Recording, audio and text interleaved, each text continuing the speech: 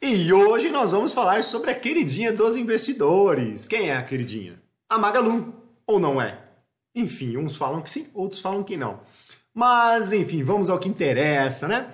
Nós vamos falar sobre o resultado do segundo trimestre, anunciado pela varejista. Nós vamos avaliar, pegamos os números, tá? E com base nesses números, nós vamos mostrar o que significam esses números. Não só mostrar os números, mas o que significa, qual a importância de cada um deles, os mais importantes, ok? Com base, tá, na norma da CVM, tá? Porque as empresas, elas divulgam os números delas e tem uns números ajustados, ok? Excluindo alguns eventos que não são recorrentes, tá? Mas a CVM, ela sempre diz que a empresa tem que divulgar o número de acordo com as normas e ela também divulga os números ajustados. Nós vamos de acordo com a CVM, ok? Beleza? Você deve ter ouvido isso aí, EBITDA ajustado, tal, as empresas fazem alguns ajustes, que pode ser tanto para cima quanto para baixo.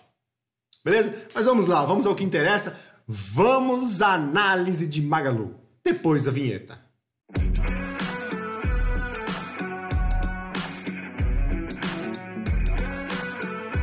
Seja muito bem-vindo aqui ao canal do Virei Economista, que todos nós viramos economistas. Antes de começar, pessoal, dê um joinha aí no nosso vídeo, se inscreva no nosso canal e ative as notificações para quando a gente postar um vídeo você não perder nada, beleza? Então vamos lá, sem mais enrolação, vamos ao que interessa. Não é o DRE que nós vamos começar, é pelo balanço patrimonial, pessoal. Então vamos lá. Eu quero abordar aqui rapidamente o ativo circulante dela. Ok, uma varejista, principalmente uma varejista, tem que ter a maior concentração do ativo dela no ativo circulante, tá? E isso se manteve de um ano para o outro. Perfeito. Já no passivo circulante, a concentração, já no passivo total, a concentração está maior no passivo circulante. Tá? É mais interessante que esteja a concentração maior ou no patrimônio líquido ou no passivo não circulante. Ok? Mas o índice de liquidez corrente dela tá ok, tá acima de 1, ou seja, ela consegue, com os bens e direitos dela, cumprir com os exigíveis a curto prazo. Tá? Então, para cada passivo, ela tem 1,4 ativo circulante, beleza? Já nos passivos onerosos, os empréstimos e os financiamentos, ela diminuiu drasticamente, praticamente 100% ela reduziu. Não é quase nada o que ela tem no curto prazo, mas no longo prazo ela aumentou também assim absurdamente, tá? Um aumento muito grande aqui nos passivos onerosos. Então, vamos ver se essa dívida é saudável ou não. A dívida é muito boa para a empresa, ela precisa, tá, das dívidas para se alavancar, para crescer, para investir, mas tem que ver se essas dívidas são saudáveis. Beleza? Vamos lá então, vamos para o próximo passo aqui, que é o DRE. Tá? O DRE, ela aumentou a receita dela bastante, tá, em 62%. Os custos aumentaram também na mesma proporção, o resultado bruto também na mesma proporção. Se você olhar aqui nessa análise horizontal, você vai ver que, sim, a receita aumentou, o custo aumentou bastante, o resultado bruto, isso em números absolutos, também aumentou bastante, mas a gente tem que verificar a análise vertical. A proporção, proporcional com a margem bruta se manteve. Tá? Então, os custos também se mantiveram proporcionalmente à receita. Tá? Já as despesas diminuíram, isso foi um ponto positivo. Apesar das despesas serem maiores, tá? Em questões absolutas, mas em questão de margem, elas diminuíram. Proporcional à receita, elas diminuíram. Ponto positivo. Como consequência, o resultado operacional dela foi melhor. Então, se você olhar aqui, 0,5% no ano anterior, 2,9% resultado operacional. Isso aí foi suficiente para ela ter um lucro de 1,1%, reverter o prejuízo? Não. A operação dela em si só não foi suficiente. Tá? Por quê? Porque o EBIT dela, a margem operacional dela, não foi suficiente para cobrir com as despesas financeiras. Né? Porque o EBIT ele vem antes das despesas financeiras. 260 milhões, as despesas financeiras foram 281. Se ela tivesse pago o imposto, calma que a gente já vai chegar lá, ela teria tido prejuízo. Então, o que contribuiu para ela não ter prejuízo e sim lucro foi aqui, ó, imposto de renda. Ela não pagou, ela teve o ressarcimento, restituição. Então, isso contribuiu para ela ter lucro. Tá? Senão ela não teria tido lucro. Beleza? O EBITDA dela, o EBIT, aqui eu peguei com os números da CVM, não é o ajustado ainda foi menor, tá? Mas ela melhorou essa margem, o EBIT dela. O que é? O EBIT não, desculpa, o EBITDA. O EBITDA. Ou EBITDA, depende como pessoas falam de diferentes formas.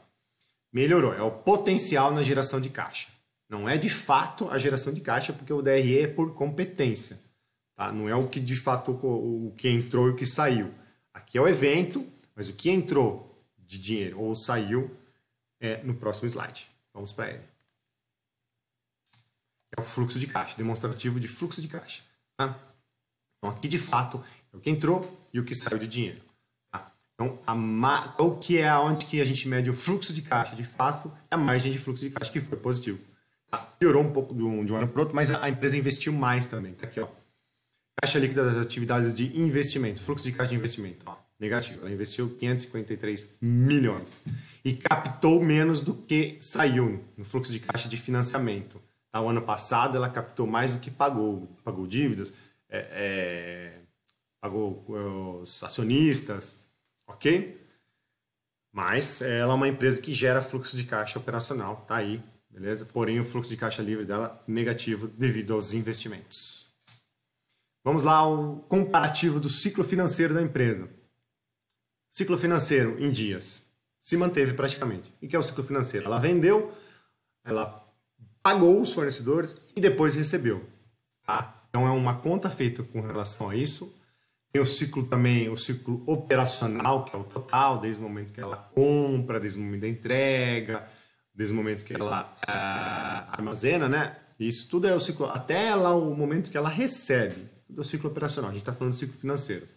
Então, o ciclo financeiro dela, se uma empresa vende e recebe antes e vai pagar lá na frente, o ciclo financeiro dela é negativo. E tem empresas com ciclo financeiro negativo. Quanto menor o ciclo financeiro, menor a necessidade de capital de giro. Quanto maior o ciclo financeiro, maior a necessidade de capital de giro. Então, se o ciclo financeiro dela não é tão grande, já vi ciclo financeiro de 1000 dias, assim como eu já fiz ciclo financeiro negativo. No caso dela, é um ciclo financeiro razoável e ela tem uma necessidade de capital de giro de 31%. Diminuiu essa necessidade de capital de giro dela. Endividamento. O endividamento geral da empresa, aqui, ó, 71%. Mas o oneroso é 9%. Porém, mesmo tendo um endividamento oneroso baixo, ela não consegue cumprir com o índice aqui, ó, de cobertura de juros. O que é isso? É aquilo que eu falei no DRE.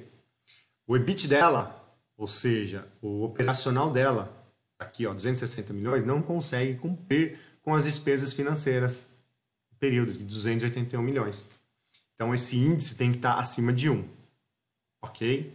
Ela não consegue. Porém, se você for ver a alavancagem da empresa, o que ela gera de EBITDA, tá? O EBITDA dela, que é o potencial gerador de caixa dela, comparado com as dívidas dela, ela levaria aí menos de um ano para... Deixa eu ver, não, tá aqui. Tem outro. A gente tem que ver também qual é a... Me fugiu... Calma aí que fugiu. Esse vídeo não é editado, eu não edito vídeo. Tá? Por enquanto, né? Então é uma vez só, tem que sair. A disponibilidade. As disponibilidades de caixa. Aqui, ó, tá aqui na tela. A dívida líquida é os empréstimos e financiamentos, menos a disponibilidade de caixa, que a gente pega lá no ativo. Não está aqui, mas no ativo é que eu coloquei só os principais. Então, as disponibilidades de caixa estão no ativo da empresa. Então, tá aqui, ó, dívida líquida menos o empréstimos, que é igual empréstimos menos as disponibilidades. Deu uma enroscada aqui, caramba, viu? Mas vamos lá, enfim. Com isso, ela consegue cumprir com as dívidas delas em menos de um ano. Tá? Mas as dívidas da empresa, como é que essas dívidas onerosas? Tá? Os investimentos dela são capazes, são maiores, o retorno dos investimentos são maiores do que o custo da dívida? Então, não é. Isso aqui eu tô... E detalhe, esse aqui também não é o anualizado, tá? Esse aqui é o período só que eu peguei. Por exemplo, o ROI aqui é do período, não é o anualizado. O ROI também, o ROA, ok? Então, a margem líquida, como a gente viu lá, 1,06. O giro do ativo dela, tá? O ativo pela receita dela, tá? Qual é o giro dos ativos dela? 0,36. Isso é um índice que influencia diretamente no ROA, Return on assets, tá? Que é o retorno sobre os ativos. Então, o lucro dividido pelos ativos. Então, quanto que o ativo gera de lucro? Tá aqui, 0,38. Ano passado deu negativo, esse ano positivo. Mas mesmo assim, está muito apertado.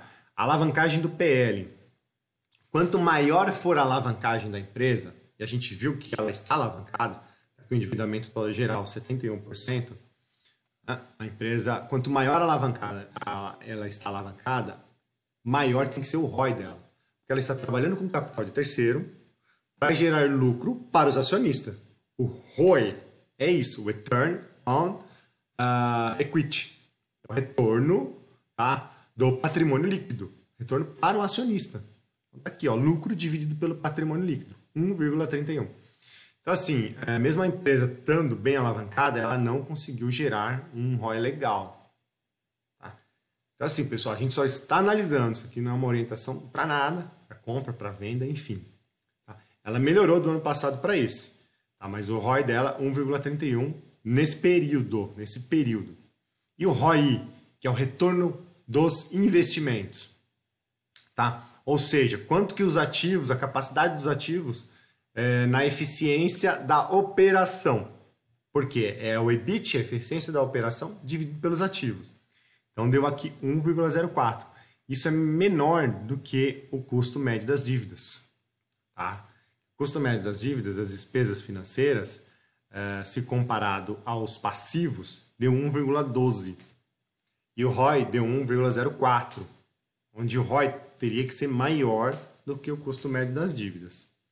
Isso aqui tudo no período, não é um analisado. Se você pegar um analisado, pode ser que esteja diferente, pode ser que esse ROI seja bem maior que o custo médio das dívidas, tá? E por fim, tá, mas isso aqui é um período, o que é muito importante. Muito importante. Múltiplos, os múltiplos da empresa. Aqui, ó, preço da ação no mercado, R$20,30. Lucro por ação, 0,01. O que é o lucro por ação? É o lucro que a empresa gerou dividido pelo número de ações, pelo número de papéis que ela tem no mercado. Então, deu 0,01. E aí, o que é o PL? É o preço de mercado dividido pelo LPA, pelo lucro por ação. O que isso quer dizer? Que o preço dela de mercado está 1.418 vezes mais do que o lucro dela, tá? Por ação. 1.418 vezes mais do que o lucro dela por ação. VPA, valor patrimonial por ação. Então, a gente pega o patrimônio líquido e divide pelo número de ações que ela tem no mercado. Por exemplo, o patrimônio líquido dela deu 7 bilhões e pouco. Ela tem 6 bilhões e poucos de ações no mercado. Tá? Então, vai dar isso daqui, ó, 1,09. Qual é o preço dela de mercado pelo valor patrimonial dela? 18 vezes. Ou seja, ela está avaliada no mercado 18 vezes o que vale o patrimônio líquido dela por ação. Beleza? E por fim, o EV/EBITDA.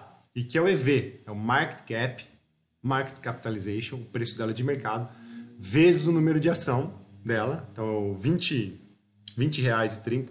Vezes a quantidade de ações que ela tem no mercado, mais a dívida líquida da empresa.